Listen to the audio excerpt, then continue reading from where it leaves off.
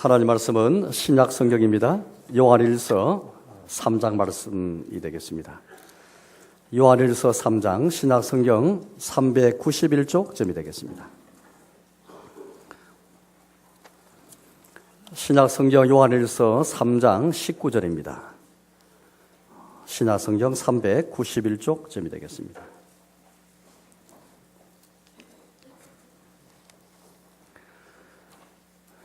(3장) 19절에서 24절까지 제가 봉독하겠습니다.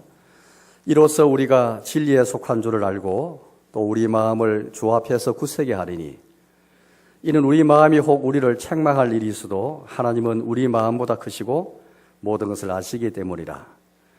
사랑하는 자들아, 만일 우리 마음이 우리를 책망할 것이 없으면 하나님 앞에서 담대함을 얻고 무엇이든지 구하는 바를 그에게서 받나니 이는 우리가 그의 계명을 지키고 그 앞에서 기뻐하시는 것을 행함이라. 그의 계명은 이것이니 곧 그 아들 예수 그리스도 이름을 믿고 그가 우리에게 주신 계명대로 서로 사랑할 것이니라. 그의 계명을 지키는 자는 주 안에 거하고 주는 그의 안에 거하시나니 우리에게 주신 성령으로 말미암아 그가 우리 안에 거하시는 줄을 우리가 아느니라. 아멘. 저는 오늘 여러분들에게 우리 신앙생활에 정말 중요한 주제 중 하나인 확신의 문제, 담대함의 문제에 관해서 여러분께 설교를 하려고 합니다. 확신과 담대함 그 자체가 본래 믿음의 본질은 아닙니다. 그렇지만은 하나님께서 믿음을 가진 우리에게 주시는 복이고 귀한 열매이거든요. 그래서 확신이 없이 또 담대함 없이 우리가 살아간다면 아마 사도 바울의 고백처럼 사도 바울이 부활장인 고린도전서 15장에서 이런 고백을 했습니다.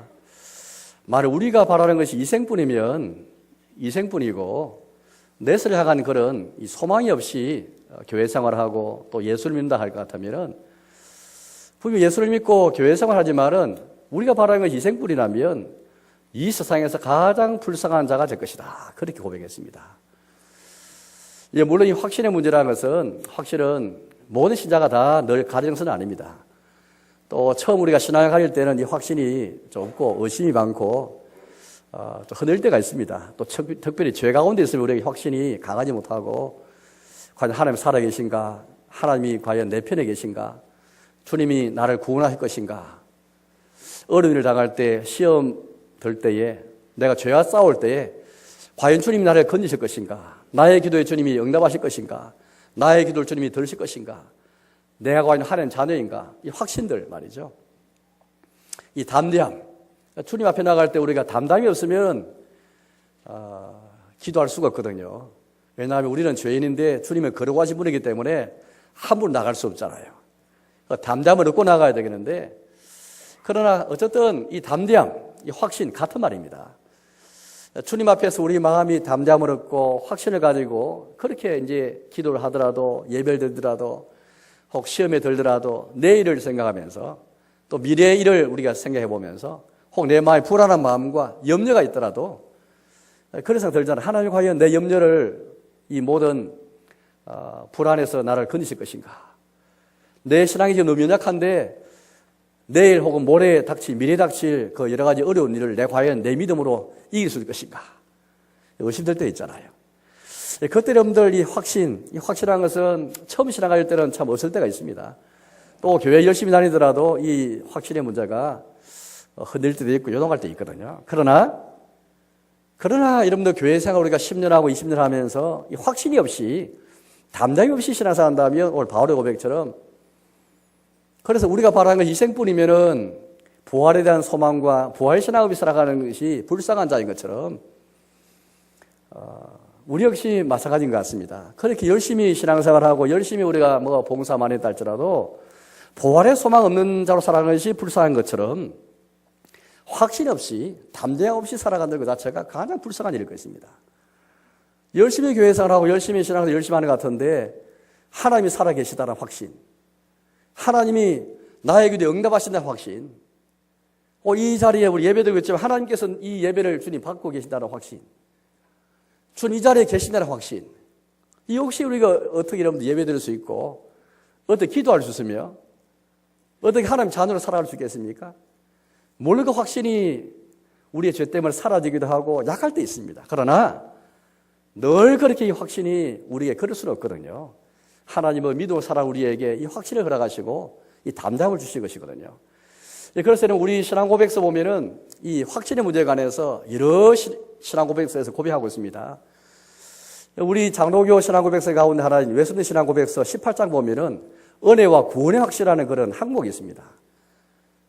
과연 우리가 하나님의 은혜를 확신하고 내가 구원받은 것을 확신하며 살아갈 수 있겠는가? 내가 지금 형편이 너무나 연약하고 모자라고 부족하지만은 그러나 반드시 하나님께서 나의 신앙을 끝까지 있게 해주시고 끝까지 견디게 해주시고 모든 환난과 박해를 넘어서서 주님이 나를 인도하시려고 확신, 하나님께서 나를 보존하신다는 확신을 내가 할 수 있는가, 그런 문제인 것이죠. 올해가 도르트 총회라는 그런 총회가 있었습니다. 네덜란드에 있는 도시인데요. 이 도르트라는 곳에서 총회를 열어가지고 만든 신경이 있습니다. 도르트 신경인데요. 5가지 교리를 말하고 있습니다. 이 5가지 교리는 우리 장로교에서 가장 중요한 기본 교리를 말하는데 그 중에 제일 마지막 교리가 성도의 견인입니다. 하나님께서 우리 성도를 마지막까지 견디게 하시고 인내케 하시는 그 하나님의 은혜가는 고백하고 있는데 여기서 우리 성도의 확신의 문제를 다루고 있습니다. 이처럼 유명한 신앙 고백서나 신경을 보면은 확신 문제를 그냥 넘어가지 않습니다.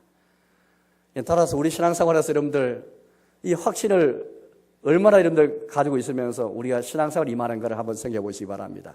오늘 성경 말씀 보니까 이 확신의 문제를 다루고 있습니다. 19절을 읽어보겠습니다. 19절인데요. 이로써 우리가 진리에 속한 줄을 알고 또 우리 마음을 주 앞에서 굳세게 하리니. 이로써라면 앞에 있는 형제사랑에 관한 말씀을 그렇게 언급하고 있습니다. 형제사랑을 통해서 우리가 진리 안에 속한 줄을 안다, 그런 고백하고 있습니다. 이 안다는 말은 다른 말로 바꾸면 내가 확신한다는 말이거든요. 진리에 속한 줄, 내가 과연 진리 안에 속해 있다. 지난주 우리가 말씀 본 것처럼 나의 아버지가 마귀가 아니고 하나님 아버지다라는 확신, 내가 거짓이 아니고 진리에 속해 있다는 확신, 이 확신을 그렇게 우리가 가져야 되는데 이로써 우리가 진리에 속한 줄 안다, 확신할 수 있다는 것이죠. 이 진리에 속한다는 확신, 이 알매 관한 문제를 우리에게 언급하고 있습니다. 또 우리 마음을 주 앞에서 굳세게 하리니, 하나님 앞에서 거룩한 하나님 앞에서 어떻게 우리 마음이 굳세게 될 수 있겠습니까? 역시 담담의 문제거든요. 또 이렇게 우리 말씀 21절입니다. 사랑한 자들아, 만일 우리 마음이 우리를 책망할 것 없으면 하나님 앞에서 담대함을 얻고, 22절입니다. 무엇이든지 고하는 바를 그에게서 받나니. 하나님 앞에서 우리가 담담을 가지는 문제, 주님과 우리 관계에서 우리가 죄인인데 주님이 그러한 분이신데 어떻게 담담을 할 수 있겠습니까? 담담이 없으면 기도할 수가 없잖아요. 하나님의 보좌 앞에 나가서 우리가 우리 마음을 털어놓을 수가 없잖아요. 우리 신앙생활에서 담담이 없이는 우리 신앙생활에 기도가 할 수 없습니다. 담담 없는 채 기도 자체가 불가능한 것이거든요. 그런데 22절 말씀 보니까 무엇이든지 고하는 바를 그에게서 받나니, 담담을 얻고 우리가 무엇이든지 고하는 것을 주님에게서 받는다는 확신. 기도할 때 하나님이 내 기도 응답하신다 확신을 가지고 여러분들 기도하고 있습니까? 이 확신 없이 기도할 수도 있거든요. 그런데 오늘 여기 말씀 보니까 하나님 앞에서 담담을 얻고 우리가 그에게서 구하는 것을 받나니, 이런 확신에 대해서 우리에게 지금 말하고 있습니다. 저 뒤에 보니까 이런 말씀 또 뒤에 있습니다. 24절 말씀인데요. 24절입니다. 그의 계명을 지키는 자는 주 안에 거하고 주는 그의 안에 거하시나니 우리에게 주신 성령으로 말미암아 그가 우리 안에 거하시는 줄을 우리가 아느니라. 끝에 보니까 그가 우리 안에 거하신 줄을 우리가 아느니라. 우리가 안다, 확신한다는 말인데요. 그분께서, 하나님께서, 예수님께서 우리 안에 계시는 것을, 거하시는 것을 우리가 안다라고 말할 만큼 확신을 가지고 있습니까? 오늘 성경은 이런 확신에 관한 문제를 쭉 다루고 있습니다. 이 확신의 문제, 신앙생활에 굉장히 중요한 문제인데 혹 우리가 10년, 20년 신앙생활 하더라도 확신 없이 지낼 수 있거든요. 우리가 다음 세 신앙을 전수한다 했을 때 무엇을 전수할 수 있겠습니까? 저는 첫째 믿음의 내용입니다. 믿음의 내용에 관한 지식을 전수해야 됩니다. 무엇을 믿을 것인가? 어떤 믿음의 내용 가지고 전수할 것인가? 그냥 막연한 하나님이 아니고 성경에 계시된 대로 삼위 하나님과 그의 구원에 관한 이 진리, 그에 대한 지식을 전수해야 되지 않겠습니까? 뿐만 아니라 이 믿음을 경험해야 되는 것이죠. 믿음의 경험과 체험 없이 이 체험을 전수해야 되는 것이죠. 또 나아가서 믿음의 열매를 전수해야 됩니다. 믿음 반드시 결과를 가져오게 되는데 열매를 맺게 되는 열매를 전수해야 되는 것이죠. 열매 없는 믿음 전수해서는 안 됩니다. 나아가서 오늘 말씀 보니까 믿음의 확신 문제입니다. 믿음은 반드시 확실한 열매를 맺게 되어 있는데 담대함의 열매를 맺게 되는데요.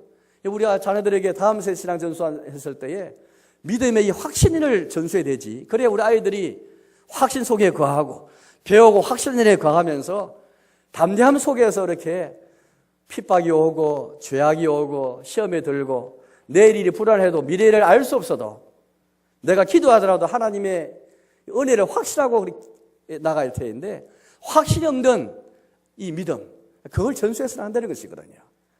우리 신앙을 전수했을 때 막연하게 추상적으로 이렇게 신앙 전수하는 게 아니고 아주 구체적으로 믿음의 지식과 믿음의 체험과 믿음의 열매와 믿음의 확신 전부를 포함해서 전수해야 믿음을 전수하는 것입니다.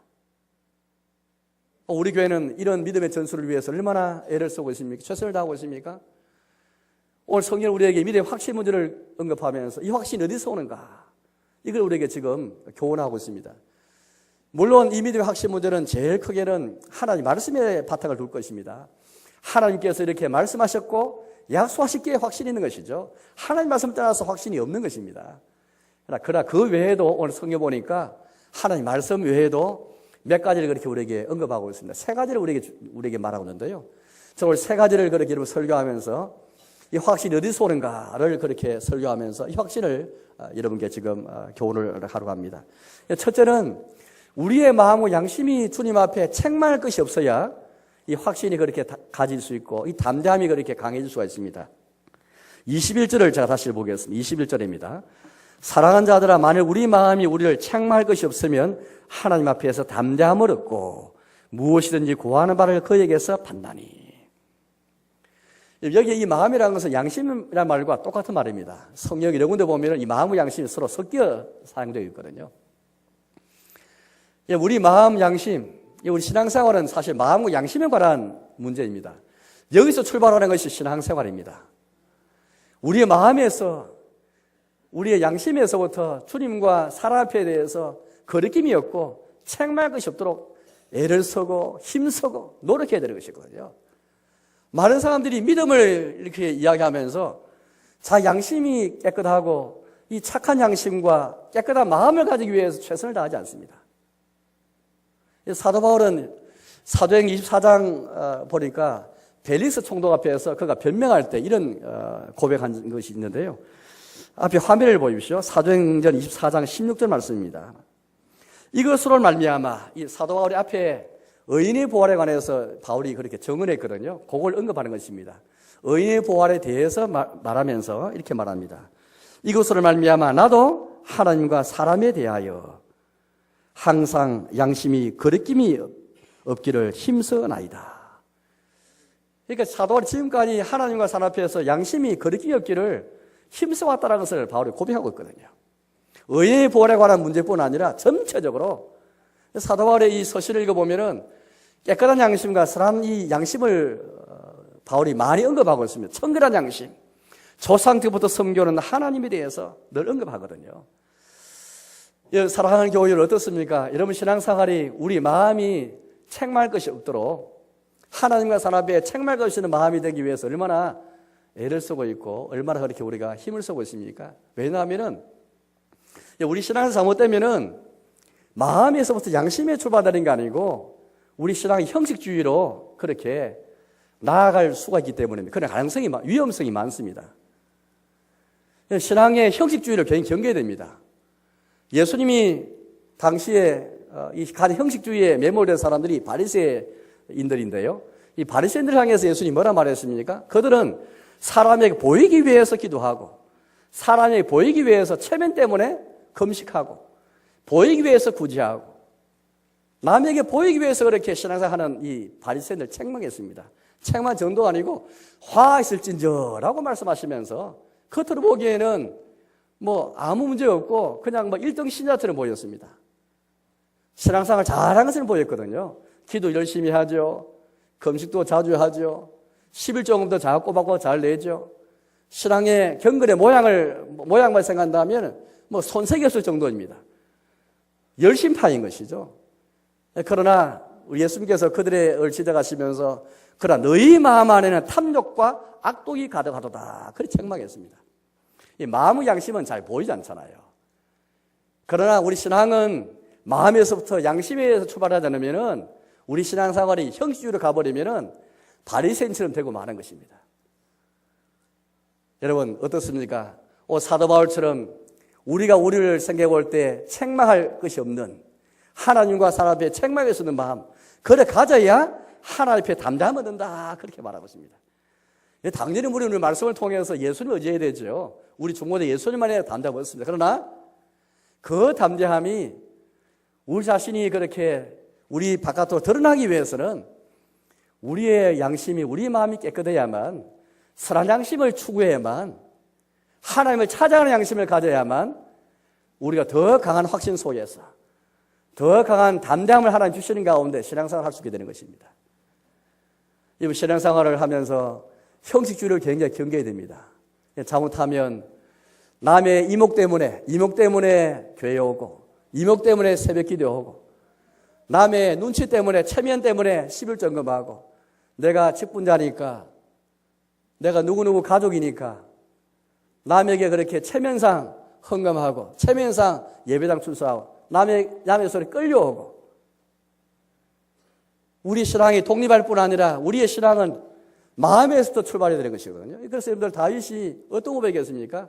다윗은 그야말로 시편 50편 보니까 회개할 때 그냥 드러난 죄에 대해서만 회개한 게 아니고 자기 마음이 정한 마음이 되기 위해서 기도하였고, 성령을 구하면서 주의 성령을 통해서 자기 마음이 정해질 때까지 계속 부단히 기도하였지 않습니까? 중심이 진실한 것을 위해서 그의 드러나는 이 모습에 대해서 회개할 뿐 아니라 그의 중심이 진실할 수 있도록, 그의 마음 자체가 정해질 수 있도록, 정직한 영이 될 수 있도록, 그의 영이 정직할 수 있도록, 흔들리지 않는 그런 정직한 마음이 될 수 있도록 이걸 위해 기도했거든요. 이걸 위해서 이 다윗이 계속 기도하면서 그렇게 회개한 것인데, 오늘 우리의 신앙생활에서 얼마나 나의 마음과 양심을 돌아보면서 양심이 깨끗하기 위해서, 하나님 앞에 책망할 것이 없는 그런 자가 되기 위해서 얼마나 그렇게 애를 쓰고 있습니까? 이게 바로 사도 바울의 마음이었고 다윗의 마음이었거든요. 그래서 하나님께서는 사도 바울과 다윗에게 이 확신을 허락하시고 담담히 열매를 주님께서 허락해 주셨거든요. 사랑하는 여러분, 이 확신을 가져야 됩니다. 담담을 가져야 됩니다. 이것은 우리 억지로 가지는 게 아니고 하나님께서 이런 자를 통해 주시는 열매이고 은혜인 것이죠. 나아가서 이렇게 우리가 말하고 있습니다. 20절 말씀인데요. 이렇게 말합니다. 이런 우리 마음이 혹 우리를 책망할 일이 있어도 하나님은 우리 마음보다 크시고 모든 것을 아시기 때문이다. 우리 스스로를 생각해 보면은 하나님 앞에서 왜 책망할 것이 없겠습니까? 책망할 것이 많죠. 우리 정말 양심이 살아있다면 우리 스스로에 대해서, 주님 앞에서, 사람에게 대해서 우리를 책망할 게 얼마나 많이 있겠습니까? 심지어 사탄도 우리를 책망하죠. 사탄은 요한계시록 12장 말씀 보니까 이런 자라고 소개하고 있습니다. 밤낮으로 하나님 앞에서 우리 형제를 참소하는 자라, 그렇게 말합니다. 참소한다는 말은 고소하고 고발한다는 말이죠. 하나님 앞에서 늘 그렇게 우리 형제를 참소하는 자가 사탄입니다. 우리 지난 죄를 끄집어내고 계속 과다하게 우리를 책망케 하는 이가 바로 사탄인 것이죠. 우리 양심에서도 우리를 책망하게 되는데 사탄조차도 우리를 책망하는 것이죠. 참소하면서 우리 마음을 주눅들게 만들고 계속 위축되게 만드는 것이 사탄의 역할인 것이죠. 그때 우리에게 뭐라고 그렇게 교훈하고 있습니까? 우리의 마음이 혹 우리를 책망하는 데 있어도 하나님이 어떤 분이신지를 신뢰하라, 그렇게 말합니다. 하나님은 우리 마음보다 크시고 모든 것을 아시기 때문이라. 한편으로는 우리가 우리 마음과 양심이 깨끗한 것을 위해서 애를 써야 됩니다. 최선을 다해야 됩니다. 단 한편으로는 우리 마음에 책망이 있을 때에 혹 사탄이 참수하더라도 이런 주님을 신뢰하고 이런 주님을 의지해야 됩니다. 하나님과 바른 관계를 맺을 때에, 이런 하나님과 바른 관계 속에 있을 때에, 이런 주님과 바른 사귐 안에 있을 때에 하나님께서 담담 주신다는 이 말씀이죠. 어떤 하나님입니까? 우리 마음보다 크시고 모든 것을 아시는 하나님, 그분을 신뢰하라 그렇게 말합니다. 한편으로는 양심이 깨끗하기 위해서 애를 쓰고, 다른 한편으로는 사탄의 참소가 있을 때, 우리 양심 우리를 책망할 때에도 우리 마음보다 크시고 우리를 모든 것 다 하시는 하나님을 신뢰하면서 나아가라. 그런 가운데 양심이 깨끗하기 위해서 최선을 다하라. 그때 하나님께서 우리에게 담대함과 확신을 주신다. 그렇게 말하고 있는 것입니다. 약 할렐루야 찬양대회에서 우리 찬양했는데요. 베드로의 기도 찬양했습니다만은 이 베드로의 그 대답을 아시지 않습니까? 가사도 나오던데요. 아까 보니까. 이 베드로가 예수님을 3번 부인했지 않습니까? 주를 위해 죽자고 하기까지 용감했던 베드로였습니다만, 그러나 그가 참 기도하지 못했고 또 나아가서 그가 예수를 3번은 부인했던 건 자였습니다. 나중에 이제 그의 신앙이 회복된 다음에 예수님께서 그를 만나셔서 그에게 물으셨죠. 너가 나를 사랑하느냐? 이 사람들과 나를 사랑하느냐? 3번을 이렇게 물으셨지 않습니까? 3번이나 이렇게 예수님 물으시니까 베드로가 3번째 이렇게 대답합니다. 주님께서 나의 모든 것을 아시오매. 내가 주를 사랑하는 줄 주께서 아시나이다. 주께서 내 모든 것을 아시오매. 오늘 여기 20절 말씀과 동일한 말씀입니다. 하나님은 우리 마음을 아시는 분이시죠. 우리 마음보다 크시고 우리 모든 것을 아시는 분이시죠. 베드로의 그 실패를 아시죠. 베드로의 그 허물을 잘 아시는 분이십니다. 베드로가 잘못하고 실패한 걸 다 아시는 분이시죠. 그래서 베드로가 말하기를 주님 다 모든 걸 하시지 않습니까? 다 그렇게 말하면서 그런 가운데 내가 주님을 사랑하는 줄 주께서 아시나이다. 그렇게 말했던 것입니다. 사랑하는 여러분, 하나님께서 믿음의 본질은 알지만은 믿음을 사는 자에게 하나님께서 우리에게 확신을 주시는데, 담담을 주시는데요. 이 담담을 주시는 부활에 대한 확신, 영생에 대한 확신, 구원에 대한 확신은 내가 주의 자녀라는 확신, 성도의 결의에 대한 확신, 이 확신이 없이 살 수가 없는데, 이 없이 살아가는 자가 불쌍한 자일 것인데, 늘 이 확신이 사라지기도 하고 약일 수도 있지만 하나님이 그래도 이 확신을 우리에게 주기 원하시는데, 첫째는 하나님 말씀을 통해 주시기도 하시지만은 나아가서 우리 선한 양심을 추구하는 자에게 하나님께서 이걸 주시는 것입니다. 나아가서 이런 주님을 신뢰하는 자에게, 내 마음보다 크시고 모든 것을 아시는 하나님을 신뢰하는 자에게 하나님께서 이 확신과 담대함을 허락하시는 것입니다. 두 번째인데요. 두 번째는 신앙의 담대한 확신 어디서 나오는가? 첫째로 선한 양심을 추구하는 자에게 주어지지만 두 번째는 그의 계명을 지키는 자에게 확신과 담대함을 허락하십니다. 제가 성경 한번 읽어보겠습니다. 이렇게 우리가 말씀합니다. 22절부터 읽어보겠습니다. 22절입니다. 무엇이든지 구하는 바를 그에게서 받나니 이는 우리가 그의 계명을 지키고 그 앞에서 기뻐하시는 것을 행함이라. 23절입니다. 그의 계명이 이것이니 곧 그 아들 예수의 이름을 믿고 그가 우리에게 주신 계명대로 서로 사랑할 것이니라. 24절입니다. 그의 계명을 지키는 자는 주 안에 거하고 주는 그의 안에 거하시나니. 하나님의 계명을 지키는 자가 주님 안에 거하고 주님께서 우리 안에 거하시고 우리가 주님 안에 거한다. 그렇게 말합니다. 내가 주님 안에 거하는 것, 주님께서 우리 안에 거하시는 것 어떻게 할 수 있겠습니까?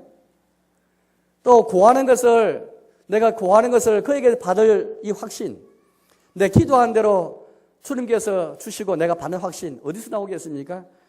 방금 우리가 20절, 22절 말씀 보니까 무엇인지 구하는 바를 그에게서 받나니 이는 우리가 그의 계명을 가지고 그의 계명을 지키고 그 앞에서 기뻐하시는 것을 행함이라. 그렇게 우리에게 말씀하고 있습니다.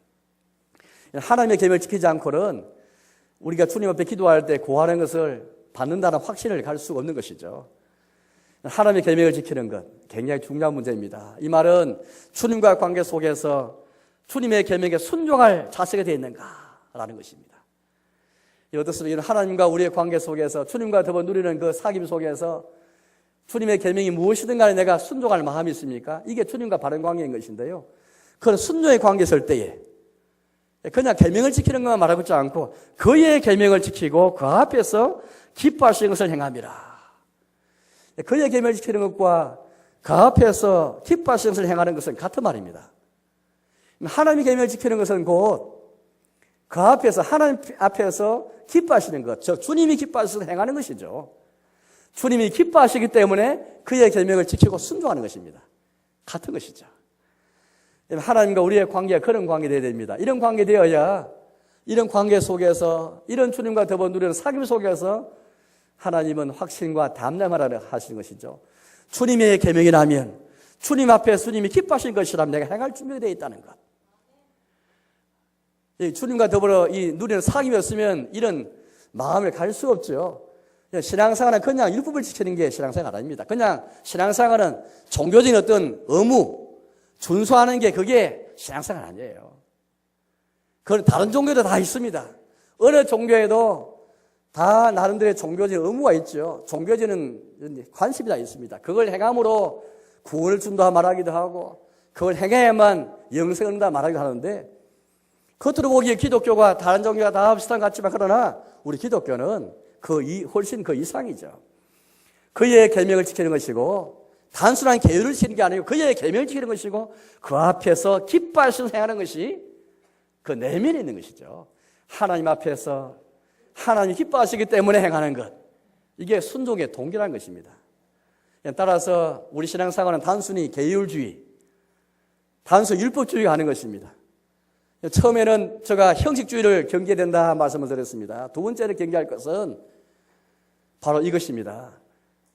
겉으로 드러난 율법주의, 계율주의, 이걸 우리가 경계된 것이다. 왜냐하면 오늘 여기 말씀 보니까 그의 계명이 무엇인지에 대해서 우리 말하고 있는데요. 23절입니다. 그의 계명은 이것이니 곧 그 아들 예수의 이름을 믿고 그가 우리에게 주신 계명대로 서로 사랑할 것이니라. 하나님의 계명 요약함이 두 가지로 요약됩니다. 이런 생각하실 때 기독교의 계명만 하면 십계명부터 해가지고 수백 가지, 수천 가지 계명이 있다라고 생각할지 모르겠습니다.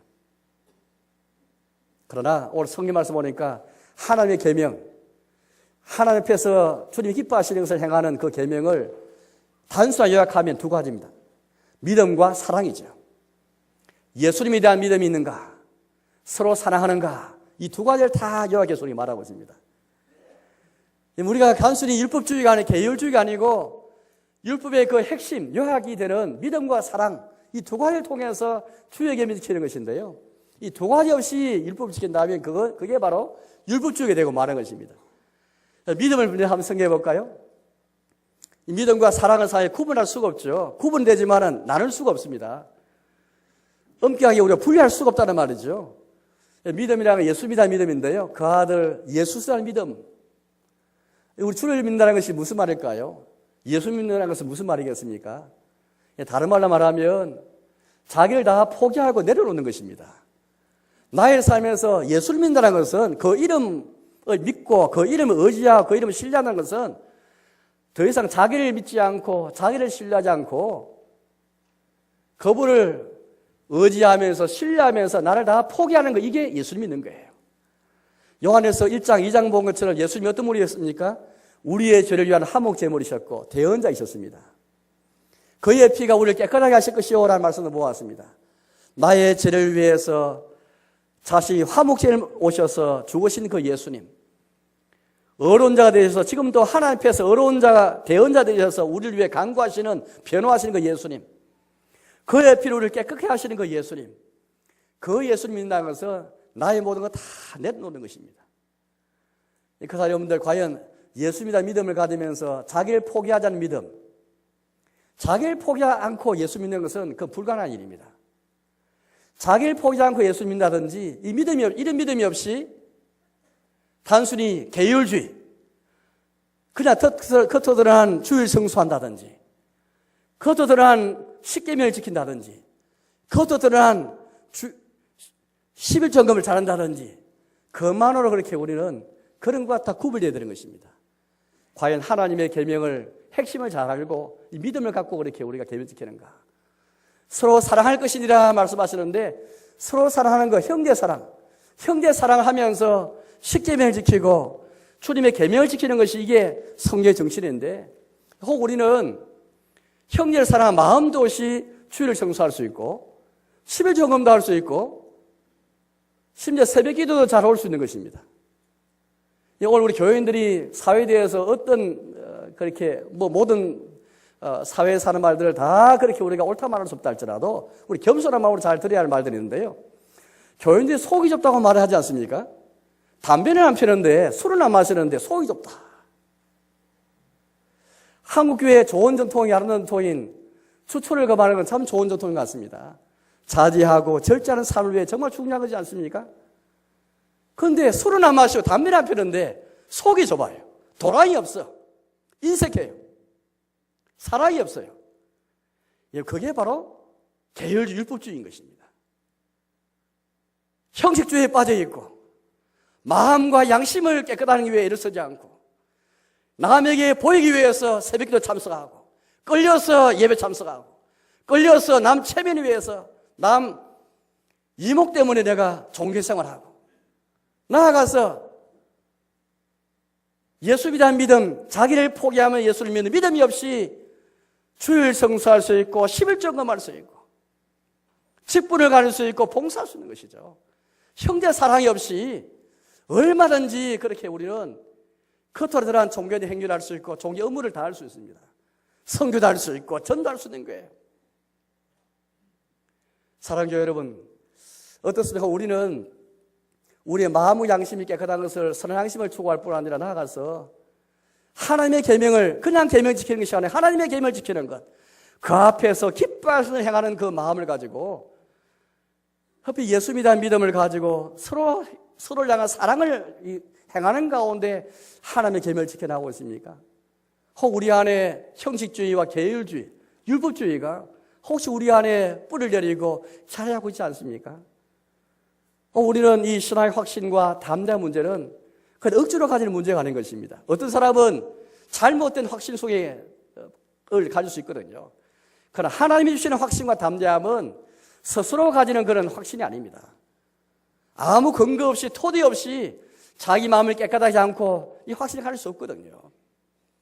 우리 마음보다 크시고 모든 사실을 하나님이 신뢰하지 않고 이 주님과 더불어 가진 사귐이 없이 확신과 담대를 가질 수 없는 것입니다.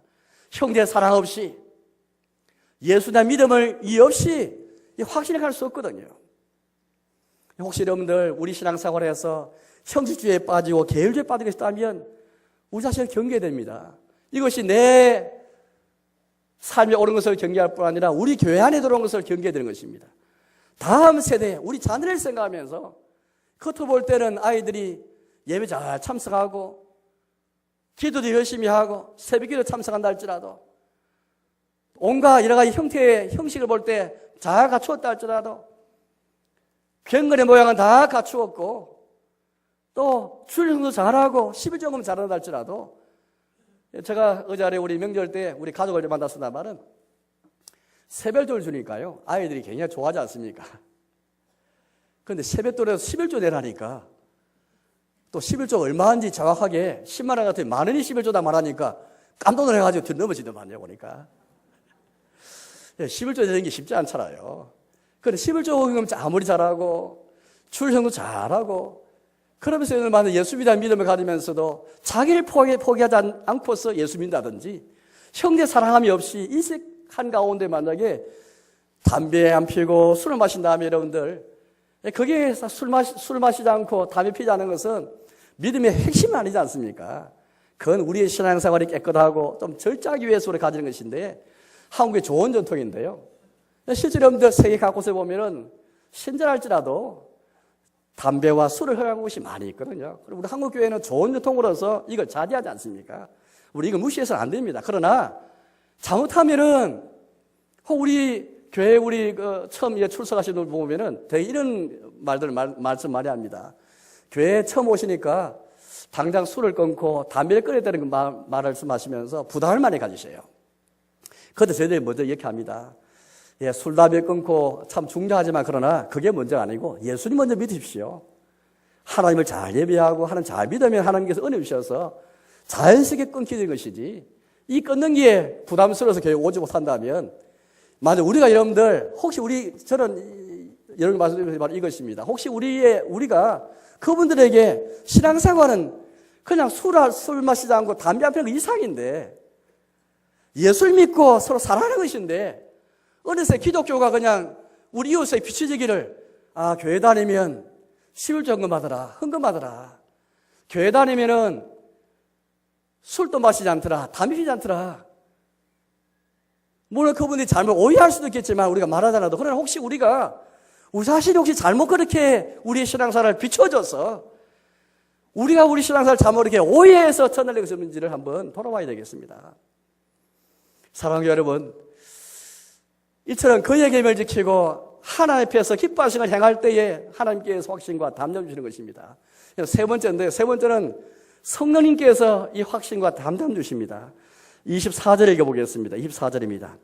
그의 계명을 지키는 자는 주 안에 거하고 주는 그의 안에 거하시나니 우리에게 주시는 성령으로 말미암아 그가 우리 안에 거하신 줄을 우리가 아느니라. 우리 안에 예수님께서 거하시면서 어떻게 할 수 있겠습니까? 바로 성령님이 아니고는 불가능한 것이죠. 성령님은 하나님의 영이시고 예수님의 영이십니다. 하나님 아버지께서 그 아들 예수님께서 우리에게 보내주신 성령님, 그 성령님께서 우리 안에 계시지 않습니까?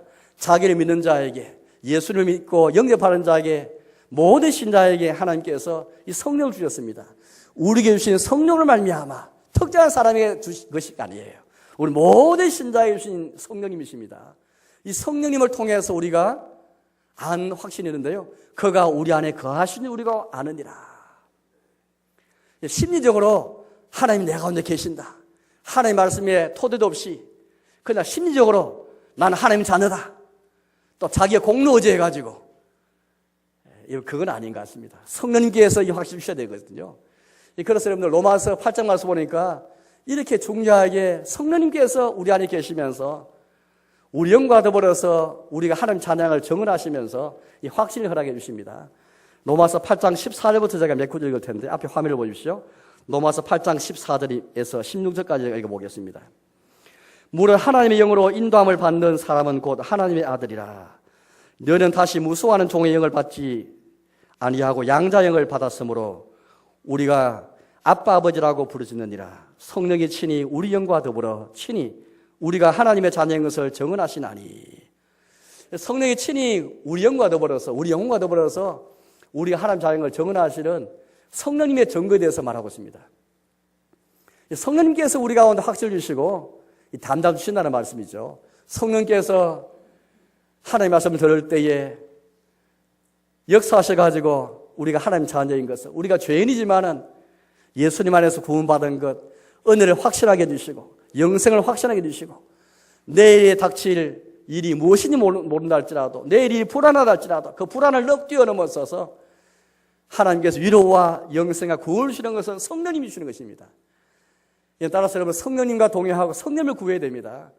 정작 우리가 때로는 성령님께서 우리 안에 계시고 실제하시고 우리 동행하는 것을 잊어버릴 때 많거든요. 성령님은 우리의 보혜사시죠. 예수님께서도 우리를 변호하시고 우리의 대언자이신 보혜사시지만 성령님께서 우리의 보혜사로서 우리 함께 계시면서 우리 동행하신 분이십니다. 우리가 성령님께서 우리 안에 계시지만 이 실제를 체험하지 못하고 느끼지 못하고 살아갈 때가 많습니다. 그래서 우리 안에 성령님은 늘 탄식하시면서 근심하시면서 우리를 기다리시거든요. 성령님께서 우리 안에서 탄식하실 뿐 아니라 우리를 위해서 간구하신 분이시죠. 따라서 여러분들 이 성령이 주시는 확신을 가야 되는 것입니다. 성령님께서 우리 안에 계시면서 너가 하나님의 자녀다. 성령의 인도를 받아야 하나님 자녀라 그렇게 우리 말씀하셨습니다. 성령을 통해서 우리가 하나님을 아빠 아버지라 부르는다. 성령 아니고는 예수를 주시라 할 수 없다. 우리가 예수님을 주라 부르는 것도 하나님의 아버지라 부르는 것도 다 성령이 역사하셔서 그렇게 부르시는 것이죠. 물론 형식적으로 부를 수 있습니다. 그러나 진정으로 하나님이 내 아버지시다. 정말 예수님 나의 주님이시다. 이 확신을 주시는 것은 성령이신 것입니다. 따라서 여러분들 성령님을 통해서 이 확신과 담담을 가져야만 그래야 우리가 기도할 때에도 확신 속에서 비록 우리 주님이 내가 구하는 걸 다 들으시지 않는다 할지라도 다른 방법으로 응답하신다 할지라도 분명히 하나님 나의 기도를 들으신다. 내가 구하는 걸 받으신다는 확신을 가지면서 기도할 수 있거든요. 기도하면서 우리가 수없이 기도 많이 하면서 확신 없는 기도한다면 얼마나 불쌍하게 하지 않겠습니까? 수없는 기도, 수없는 예배 든다 할지라도 확신이 없어서 예배 드리고 확신 없이 기도한다면 그만큼 불쌍한 일이 없을 것입니다. 이제 말씀 맺도록 하겠습니다. 사랑하는 여러분, 요약하자면은 하나님께서 우리 신자들에게 확신과 담담임을 주시는데요. 다 종합하자면 삼위일체 하나님께서 우리에게 주시는 그런 확신인 것입니다. 삼위 하나님과 더불어 누리는 사귐, 예수님과 더불어 누리는 사귐, 아버지와 더불어 누리는 사귐, 성령과 더불어 누리는 사귐 속에서 이 확신을 허락하시고 담담 허락하시는 것입니다. 우리 신앙생활에서 왜 이런 확신과 담담이 부족할까요? 바로 그것은 다른 게 아닙니다. 내가 하나님과 어떤 관계에 있는가? 하나님과 바른 관계에 있으면서 하나님과 바른 사귐과 교제를 가지면서 신앙생활 하는가? 단순 형식주의, 계율주의가 아니고 주님과 바른 관계 속에서 있는가? 그걸 한번 돌아봐야 되는 것입니다. 삼위 하나님은 이처럼 우리를 지키시고 우리 인도하시는데요. 우리 하나님 아버지께서 창세전부터 우리를 자녀로 택하시고 우리를 부르시고 우리 하나님 자녀로 삼아주셨습니다. 그 하나님 아버지와의 더불어 누리는 사귐, 그의 아들 예수님께서 우리를 위해 죽으시고 우리의 대언자로서 우리 화목 되시는 분이신데요. 바로 그 예수님과 더불어 누리는 사귐, 성령께서 우리 가운데 오셔서 우리 인치시고 하나님 자녀를 인치시고 우리 함께 하시는 그 성령님과 더불어 누리는 사귐이는가? 그 누리는 사귐 속에서 이 미래 확신과 담담을 허락하시고 그 가운데서 우리가 모든 불안과 임무를 뛰어넘어서 담대하게 살게 하시는 것입니다. 이로써 우리가 진리 안에 속한 줄 알고 또 그가 우리 안에 거하신 줄 우리가 아느니라, 그렇게 말씀했습니다. 아무쪼록 이런 암과 확신 속에 살아가시는 저와 여러분 삶이 되시기를 주님의 이름으로 축복합니다. 함께 찬송하겠습니다.